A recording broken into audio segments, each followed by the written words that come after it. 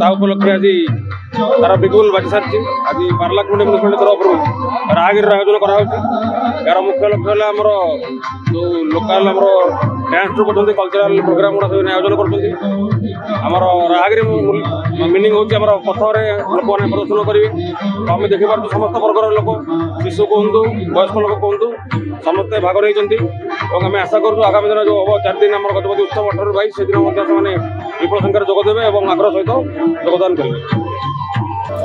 ଦେଖନ୍ତୁ ଯେମିତି ମନେ ହୁଏ ଆଜିଠାରୁ ହିଁ ଗଜପତି ଉତ୍ସବ ଷ୍ଟାର୍ଟ ହୋଇସାରିଛି, ଯାହାକି ପାରଳାଖେମୁଣ୍ଡି ପୌର ପରିଷଦ ଆନୁକୂଲ୍ୟରେ ଆଜି ରାହାଗିରି ଉତ୍ସବ ପାଳନ କରାଯାଇଛି। ଯାହାକି ଏଇଠି ପାରଳାଖେମୁଣ୍ଡିର ଯାହାକି କଳା ସଂସ୍କୃତି ଐତିହ୍ୟ ଯାହାକି ଏଇଠି ତାର କଳା ପ୍ରଦର୍ଶନ କରାଯାଉଛି। ଏଇଠି ବହୁ ମା ମାନେ ଆସିକି ନିଜର ଯାହାକି ଲୁକାୟିତ ପ୍ରତିଭା କୁହନ୍ତୁ କି ଝୋଟି ମୁରୁଜ କୁହନ୍ତୁ କି ତାଙ୍କର ଲାଇଭଲିହୁଡ୍ ଆକ୍ଟିଭିଟିଜ୍ ଯାହା ବି ସବୁ ଷ୍ଟଲ୍ ମାଧ୍ୟମରେ ପାର୍ଟିସିପେଟ୍ କରିଛନ୍ତି, ଯାହାକି ପାରଳାଖେମୁଣ୍ଡିର ଗର୍ବ ଏବଂ ଗୌରବ।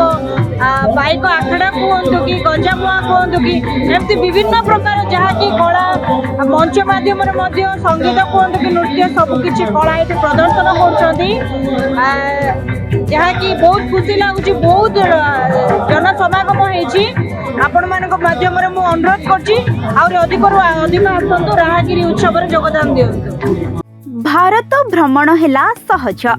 କାଶୀରୁ କାଶ୍ମୀର, ପୁରୀରୁ ଦାର୍ଜିଲିଂ, ଚାରିଧାମ ହେଉ କି ହନିମୁନ୍ ଟୁର୍, ସବୁ ବ୍ୟବସ୍ଥା ଆମ ପାଖରେ।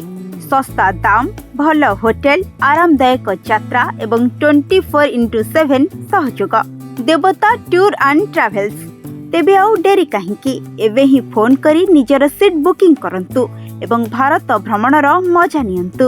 ସ୍କ୍ରିନ୍ରେ ଦେଖାଯାଉଥିବା ନମ୍ବରରେ ଯୋଗାଯୋଗ କରନ୍ତୁ। ଆମ ଠିକଣା ମହାବୀର ଛକ, ଯାଜପୁର ଟାଉନ, ଯାଜପୁର।